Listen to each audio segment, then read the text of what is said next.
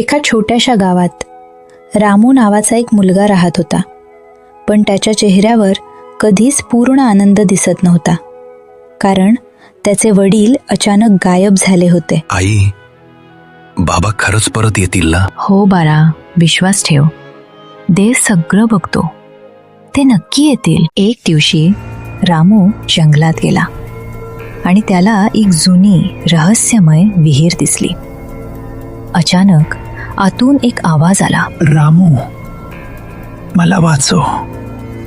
मी तुझ्या वडिलांचा मित्र आहे. कोण आहेस तू? आणि माझे बाबा कुठे आहेत? तुझ्या वडिलांनी गाव वाचवताना स्वतःला अडकवून घेतलं.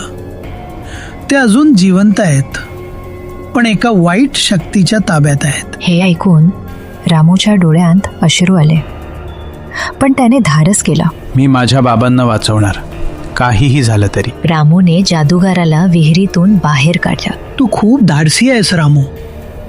हा जादुई माठ घे. तो फक्त चांगल्या मनासाठी काम करेल. पण हे सगळं गावचा लोभी सरपंच पाहत होता. हा माठ माझा झाला, आता मी श्रीमंत होणार. रामू झोपलेला असतो तेव्हाच लोभी सरपंच माठ चोरून घेऊन जातो. गावातल्या पारावर बसून लोभी सरपंच माठाला म्हणतो, मला खूप सारं सोनं मिळू दे. अचानक जोराचं वादळ आलं आणि त्यातून एक काळी सावली बाहेर आली. लोभाने मला पुन्हा जाग केलं आहे, आता सगळं नष्ट होईल. संपूर्ण गाव भीतीनं थरथर कापत होतं. तेव्हा रामू तिथे आला. थांब, माझ्या गावाला काही होऊ देणार नाही.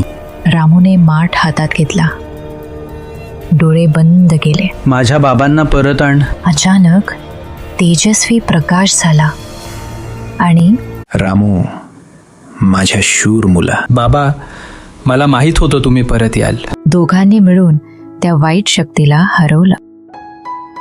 मला माफ करा, माझा लोभ चुकला. चूक समजली तर माफी मिळते. आणि त्या दिवसापासून रामू आणि त्याचे वडील आनंदाने राहू लागले. प्रेम आणि धाडस सर्वात मोठी ताकद आहे. लोभ नेहमी विनाशाकडे नेतो.